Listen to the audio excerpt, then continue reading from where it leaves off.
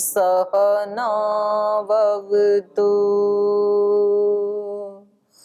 सहनौ भुनक्तु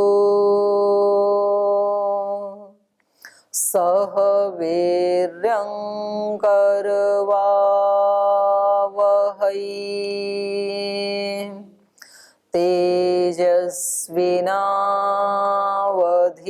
तेजस्विनावधीतमस्तु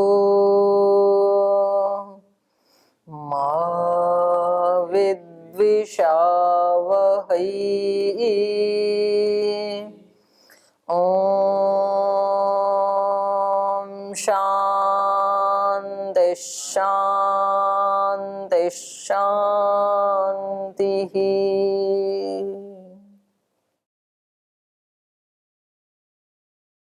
न्याय दर्शन के प्रथम अध्याय का द्वितीय अन्हिक हम पढ़ रहे हैं और इसमें परम करुणालु गौतम ऋषि जी हमें बातचीत करना सिखा रहे हैं। क्योंकि वैसे तो व्यक्ति लगभग 1-2 वर्ष में बोलना सीख लेता है बच्चा, लेकिन वास्तव में किस तरह से बोलना चाहिए वो जिंदगी भर भी आता नहीं है हमें। तो एक बात से ही तो बात बिगड़ जाती है और बात से ही बात बन जाती है, दोनों ही बातें हैं। एक बार कोई व्यक्ति इस तरह की बात करता है कि सारा काम खराब हो जाता है, बात बिगड़ जाती है एक बात कहने से। और फिर कोई व्यक्ति आकर के कोई एक ऐसी बात कह देता है कि बिगड़ी हुई बात बन जाती है। तो ये बहुत बड़ा रोल है वाणी का हमारे जीवन में। तो यहाँ पर हमें 3 प्रकार से बातचीत करना सिखा रहे हैं। तो पहला तरीका है वाद। तो बातचीत कैसे करें? एक सत्य पर पहुंचना, एक सत्य को, तथ्य को जानना हमारा लक्ष्य होना चाहिए, आग्रह नहीं होना चाहिए। तो उसमें एक दूसरे की सहायता करते हुए और सत्य का आश्रय लेते हुए, पंचावयव का आश्रय लेते हुए हम सत्य की खोज करें। ये एक तरीका हमारे को बताया। तो उसको यहाँ न्याय दर्शन में कहा वाद। प्रमाण तर्क साधनोपालंभ सिद्धांत विरुद्ध पंचावयवोपपन्नः पक्ष प्रतिपक्ष परिग्रह वादः। कुछ चीजें तो प्रत्यक्ष आदि प्रमाण से स्पष्ट ही होती हैं यथार्थ रूप में, तो उसमें पंचावयव आदि की या वाद की आवश्यकता नहीं है। पर कुछ चीजें ऐसी हैं जो अस्पष्ट हैं, जिसके बारे में हम नहीं जानते हैं। तो कह रहे हैं वहां पर कैसे सत्य को जानने के लिए कैसे करना चाहिए? तो वहां पर फिर वाद करना चाहिए। और उस वाद में वो वाद कैसा होना चाहिए? प्रमाण तर्क साधनोपालंभ। प्रमाण और तर्क के साथ अपने पक्ष का साधन माने स्थापना करनी चाहिए और परपक्ष का उपालंभ खंडन करना चाहिए। और वो आपका पक्ष कैसा होना चाहिए? सिद्धांता विरुद्ध। आपके हेतु आदि अपने सिद्धांत के विरुद्ध नहीं होने चाहिए। और पंचावयवोपपन्नः, आपका पक्ष 5 अवयव वाक्य से उपपन्न होना चाहिए, समर्थ होना चाहिए, युक्त होना चाहिए। पक्ष प्रतिपक्ष परिग्रह, पक्ष और प्रतिपक्ष को स्वीकार करके जो बातचीत आगे बढ़ती है उसको कहते हैं वाद। वाद कहते हैं उसको। फिर एक दूसरा तरीका है, उसको कहते हैं जल्प। तो जल्प की क्या परिभाषा की ऋषि ने? यथोक्तोपपन्नः छल जाति निग्रह स्थान साधनोपालंभो जल्पः। यथोक्तोपपन्नः, जो पिछले सूत्र में कहा है उस सब से उपपन्न, अर्थात जल्प भी कैसा होना चाहिए? प्रमाण तर्क से साधन और उपालंब होना चाहिए उसमें। ऐसा नहीं है कि केवल ये छल जाति निग्रह स्थान से ही चलेगा। उसमें पहले वाले जो लक्षण हैं वो पूरे के पूरे होंगे। प्रमाण तर्क साधनोपालंभ सिद्धांता विरुद्ध पंचावयवोपपन्न, यहाँ तक का जो है वो पूरा इसमें आएगी अनुवृत्ति। और उसके बाद यथोक्तोपपन्न छल जाति निग्रह स्थान साधनोपालंभ। छल जाति और निग्रह स्थान के द्वारा अपने पक्ष का साधन और दूसरे के पक्ष का उपालंब जहां किया जाता है उसको कहते हैं जल्प। अर्थात वहां पर बात सत्य को जानने की नहीं होती है, प्रमाण के द्वारा, तर्क के द्वारा, छल जाति निग्रह स्थान के द्वारा अपने पक्ष का स्थापन करना है। उसमें बल किस पे दिया जाता है? मम सत्यम, जो मैं कह रहा हूं वही सत्य है। और दूसरे का उपालंब, खंडन कैसे भी किया जाए, चाहे छल से करें, चाहे जाति का प्रयोग करके करें, या दूसरे को निग्रह स्थान में खड़ा करके करें, उसको हराना है किसी भी तरह से, उसको जल्प कहते हैं। तो ऐसे भी होता है, ज्यादातर लोगों की प्रकृति तो यही होती है। उनको क्या लगता है, जो बात उन्होंने बोली वो बात ही बिल्कुल ठीक है। इसलिए उसमें निघंटु में जो युद्ध के नाम है उनमें एक नाम है मम सत्यम, युद्ध नाम सुपठितम मम सत्यम। तो जहां व्यक्ति में ये भाव आता है कि मम सत्यम, जो मैंने कह दिया वही बिल्कुल ठीक और वही होना चाहिए, वहां से युद्ध शुरू हो जाता है। क्योंकि वो दूसरे का तो सुनता है ही नहीं, दूसरे का मानता नहीं है। तो युद्ध की शुरुआत ही इस भाव से होती है। तो जल्प में भी ऐसे ही होता है कि वो अपने ही पक्ष को किसी भी तरह से येन केन प्रकारेण सिद्ध करना चाहता है। तो ये कह रहे हैं यथोक्तोपपन्न इति, यथोक्तोपपन्न जो सूत्र में शब्द कहा, इसका मतलब क्या है? प्रमाण तर्क साधनोपालंब सिद्धांता विरुद्ध पंचावयवोपपन्न पक्ष प्रतिपक्ष परिग्रह। तो पूरा का पूरा सूत्र पिछला उठ करके यहाँ आ जाएगा। फिर आगे इसमें क्या और ऐड हो गया? छल जाति निग्रह स्थान साधनोपालंब। इन्होंने कहा छल जाति निग्रह स्थान से स्वपक्ष का साधन और परपक्ष का उपालंब।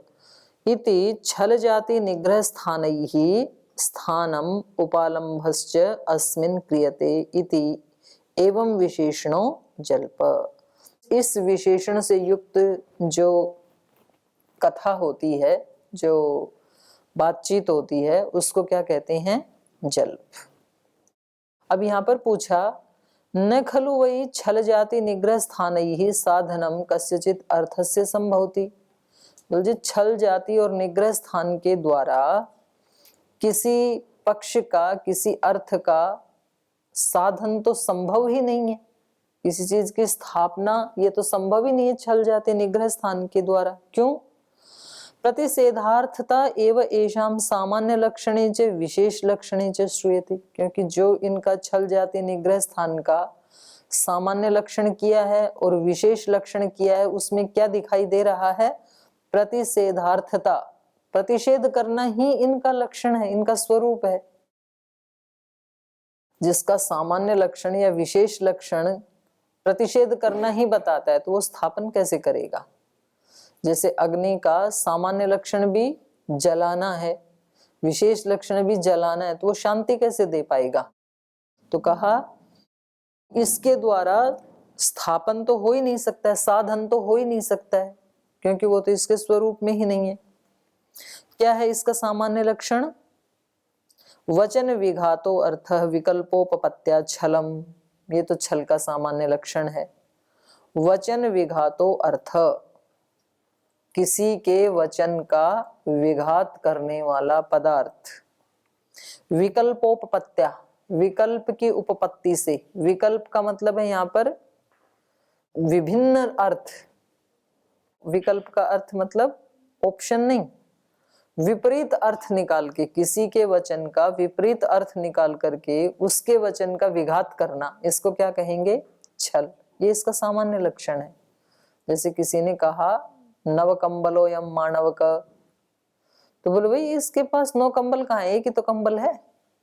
तो उसने नव का अर्थ क्या किया था? नया।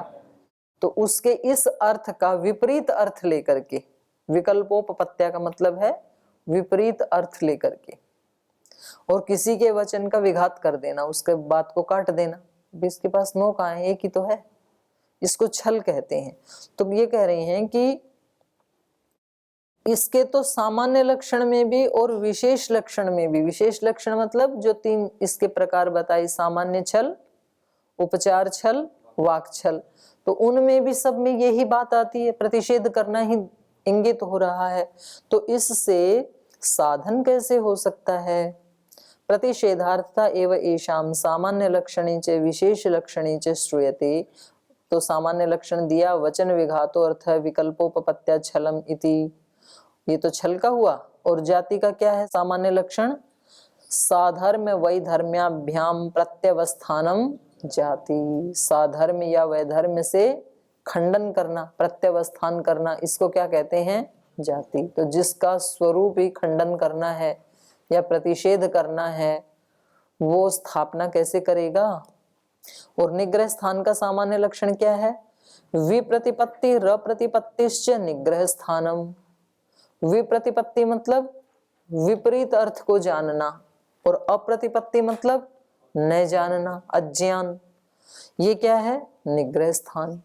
तो ये भी स्थापना नहीं हो सकती है, ये भी स्थापन। तो तीनों के द्वारा साधन और उपालंभ जो सूत्र में कहा है, तो ये कह रहे हैं उपालंभ तो हो सकता है तीनों के द्वारा, लेकिन साधन तो हो ही नहीं सकता है, क्योंकि इनका सामान्य लक्षण ही वैसा है, इनका स्वरूप ही ऐसा है। विशेष लक्षणेषु अपि यथा स्वम इति, और कह रहे हैं ये तो सामान्य लक्षण हमने बताए ऊपर, और जो इनके विशेष लक्षण हैं उनमें भी यथा स्वम इति, माने प्रतिषेधार्थता ही इंगित होती है विशेष लक्षणों में भी। न च एतत् विजानीयात् प्रतिषेधार्थता एव अर्थम साधयन्ति इति, और कह रहे हैं कि कोई यूं कहे कि भाई किसी के का प्रतिषेध करके ही अपने अर्थ की तो सिद्धि हो रही है ना, तो यही स्थापन हो गया। किसी का खंडन करके अपना तो पक्ष ऊपर आ ही रहा है, किसी का खंडन करना ही अपने पक्ष को सिद्ध करना है।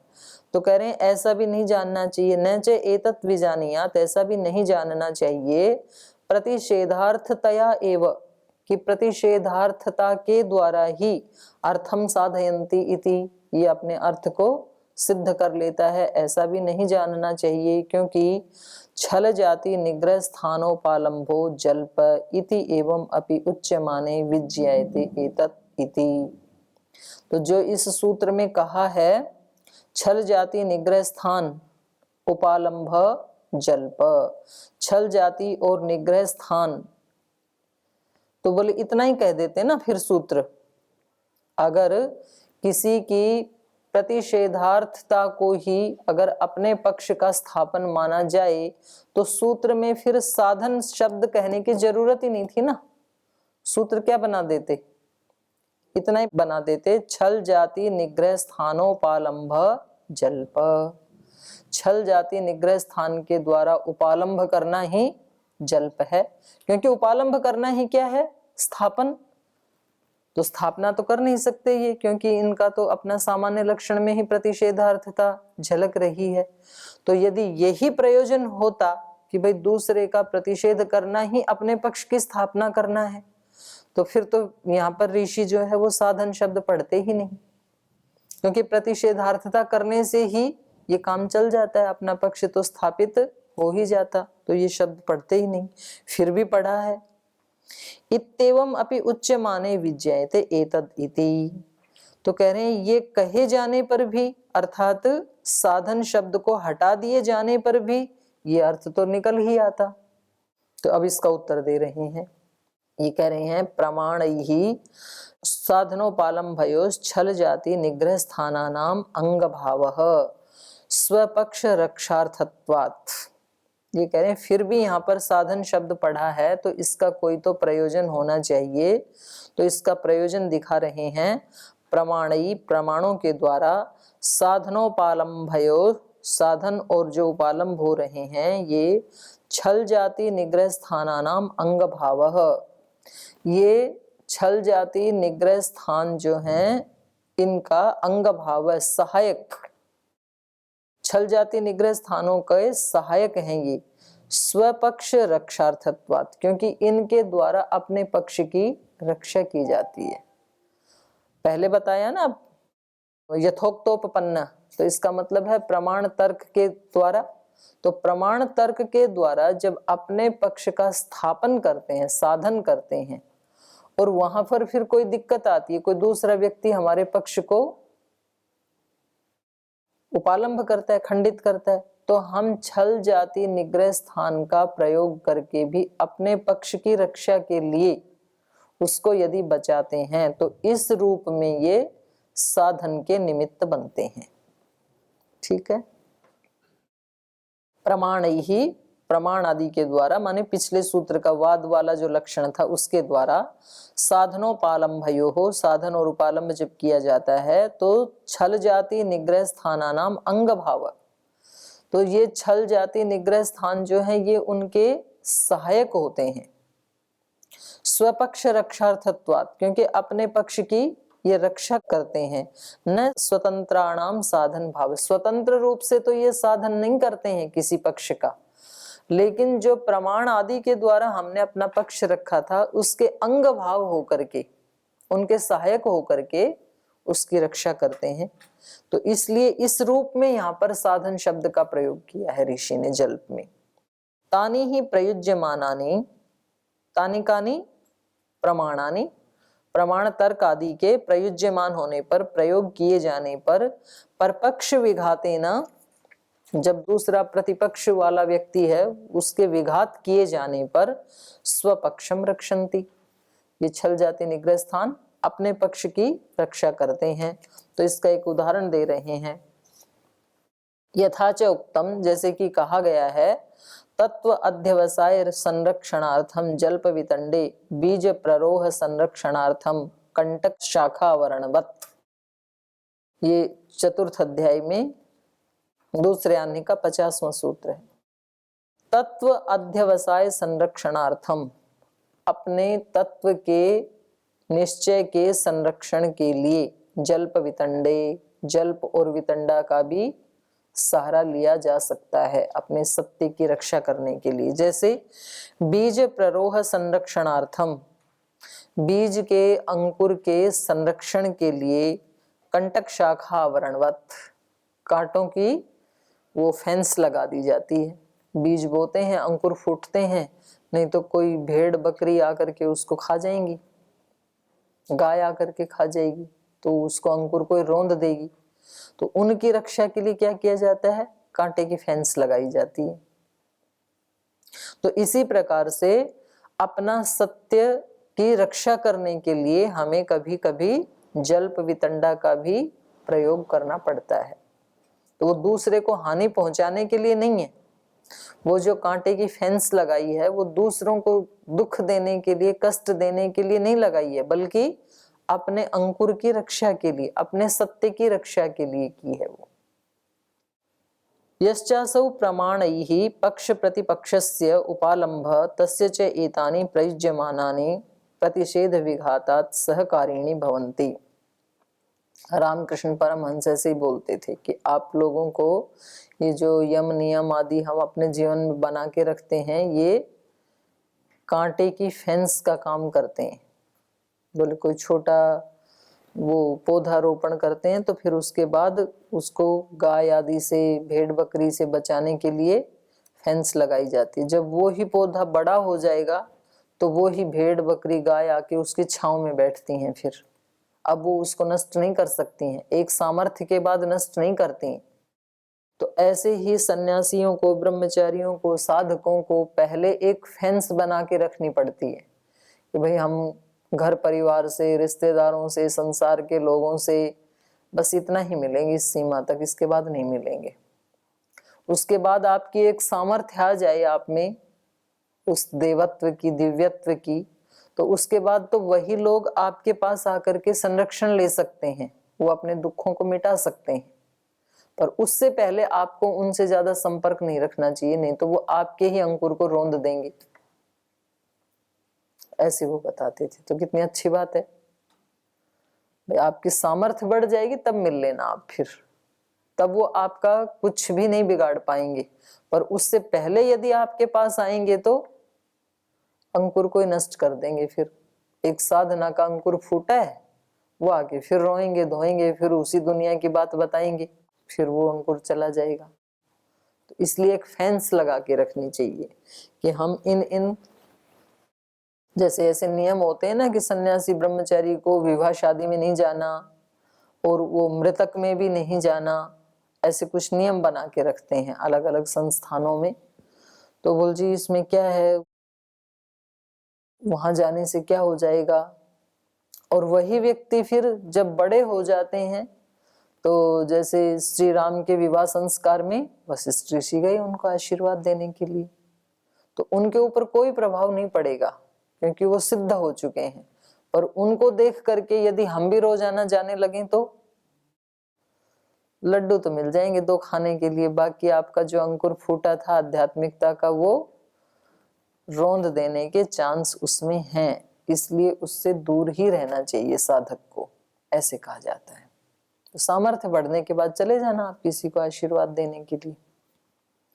तो यहाँ पर भी जल्प वितंडा का प्रयोग किसी व्यक्ति को, अच्छे व्यक्ति को यदि करना भी पड़े तो कब करना चाहिए? अपने सत्य की रक्षा के लिए केवल।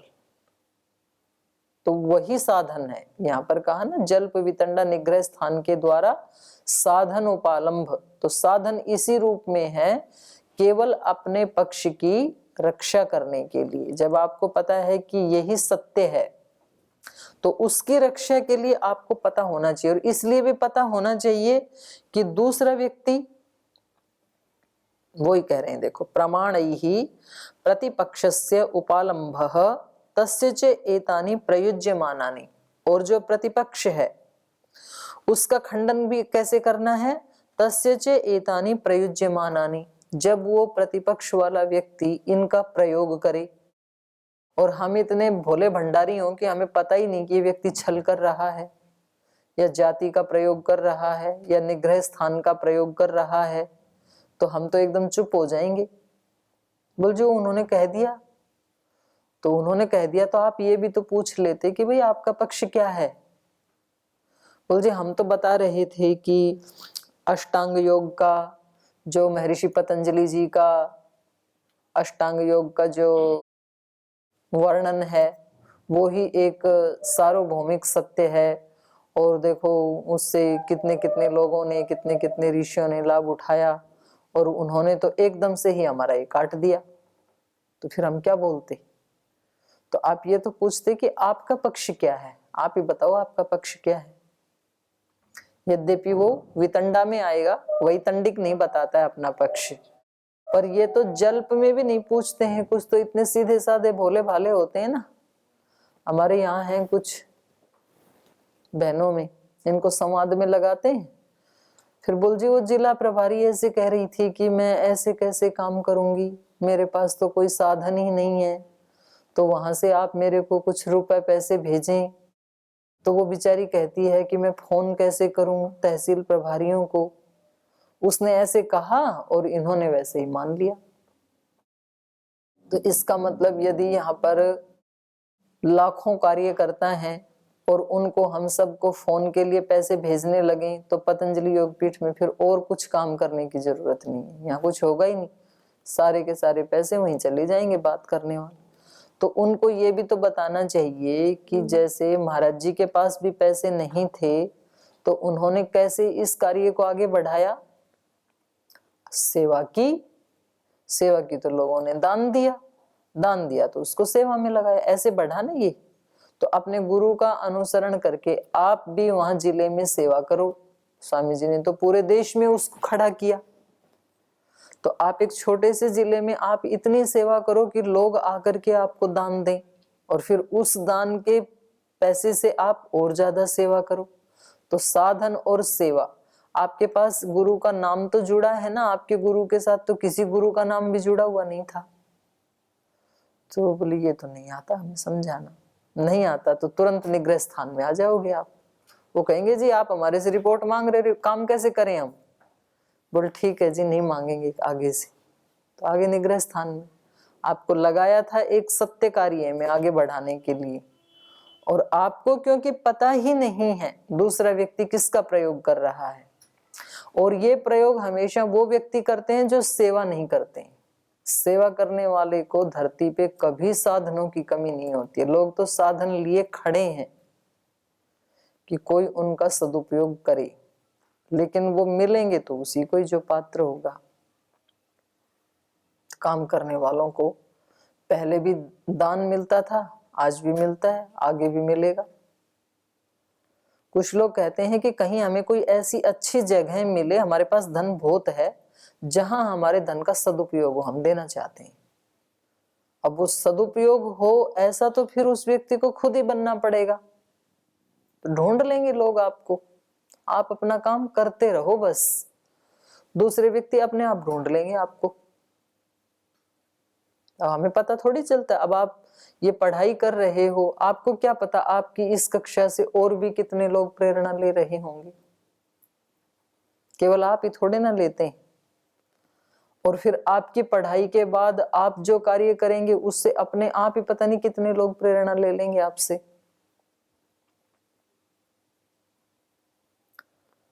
अब उस दिन जैसे महामहिम आए तो मैं ऐसे बाहर खड़ी थी, तो वो सीधे अंदर गए, तो उससे दरवाजे से उनको दिख रहा था। तो पता नहीं महाराज जी से जो भी बात हुई होगी, तो फिर उन्होंने अंदर बुलाया मेरे को ऐसे करके। तो वो उनके जो बॉडीगार्ड है वो तो ऐसे खड़े होते हैं ना दरवाजे की तरफ मुंह करके। मैं जैसे आगे बढ़ी तो उन्होंने ऐसे हाथ कर दिया, मैं फिर वहीं की वहीं ठिठक गई। फिर उन्होंने अंदर से कहा, अरे उनको अंदर आने दो।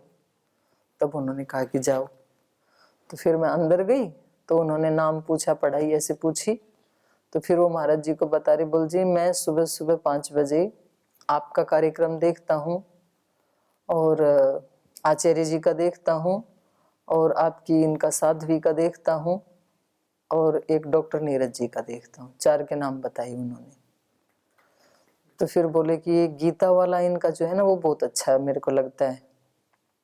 तो बोले आप ऐसा कर सकते हैं क्या, हम आज इनको मंच पे बिठा सकते हैं, क्योंकि भारत की प्रथम महिला तो आज आएंगी नहीं, वो तो घूमने जा रही हैं फेजवान आदि। तो बोल जी बिठा सकते, तो आज तो आपका है, आप जिसको चाहो बिठा सकते हो। तो बोल ठीक है, इनकी ऐसे व्यवस्था कर दो। अब हमें गीता पढ़ते पढ़ाते समय ये थोड़ी पता था कि भाई हमारे इस पाठ में कोई राष्ट्रपति भी शामिल हो सकते हैं, ऐसा थोड़ी पता लगता है। हम अपने सामान्य रूप से भाई जो हम अपने इस काम को पूजा समझ करके अच्छे से अच्छा करें, तो वो अपने आप कितने लोगों को उसका लाभ हो सकता है, कौन उससे हमारे से ज्यादा लाभ उठा के आगे निकल सकता है, ये अपने को नहीं पता होता है। तो हमें अपना काम इतनी प्रामाणिकता से करना चाहिए।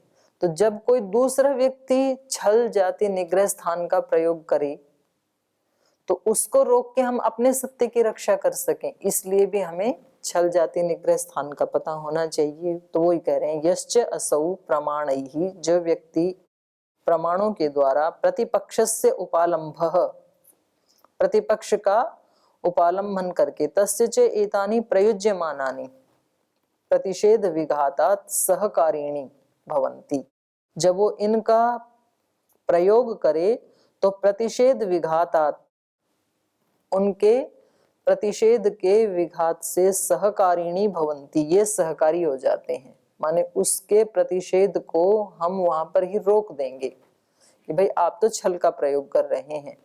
जैसे ही उसने कहा कि इसके पास 9 कंबल कहाँ है, तो हम कहेंगे कि आप हमारे शब्दों का अन्यथा अर्थ ले रहे हैं, आप छल का प्रयोग कर रहे हैं भाई साहब, क्योंकि हमने तो 9 कंबल में 9 कंबल कहा ही नहीं था। और नहीं तो अगर छल को नहीं पहचानते हैं तो आप एकदम ठिठक जाएंगे। ऐसे होता है ना, एक व्यक्ति कोई बात किसी ने कही और बाकी जो छलवादी है उसने उसका अन्यथा अर्थ लेके क्लास में कुछ और बोला, तो फिर सारी क्लास उसके साथ हंसने लगती है। तो इस व्यक्ति ने जो कहा था वो बेचारा भीगी बिल्ली बन जाता है कि अरे मेरे ऊपर तो सब हंस रहे हैं। तो इसलिए भी इनका पता होना चाहिए। तदेवं अंगीभूतानाम छलादीनाम उपादानम जल्पे, तो इस प्रकार से, क्योंकि ये प्रमाण आदि के अंगीभूत होकर के, छलादीनाम अंगीभूतानाम, इनके सहायक होकर के, उपादानम, इनका ग्रहण होता है जल्प में। न स्वतंत्राणाम साधन भाव, स्वतंत्र रूप से ये साधन नहीं करते हैं, किसी पक्ष की स्थापना नहीं करते हैं। उपालंभेतु स्वातंत्र्यम अपि अस्ति इति, लेकिन खंडन करने में तो ये स्वतंत्र है, माने खुद ही खंडन तो कर देते हैं, वो तो इनका स्वरूप ही है, तो वहां स्वतंत्र भी है। तो ये दो हमने पढ़ लिया, अब आज का समय हो गया। तीसरा जो वितंडा है ये हम कल पढ़ेंगे, आज यहीं विराम लेते हैं।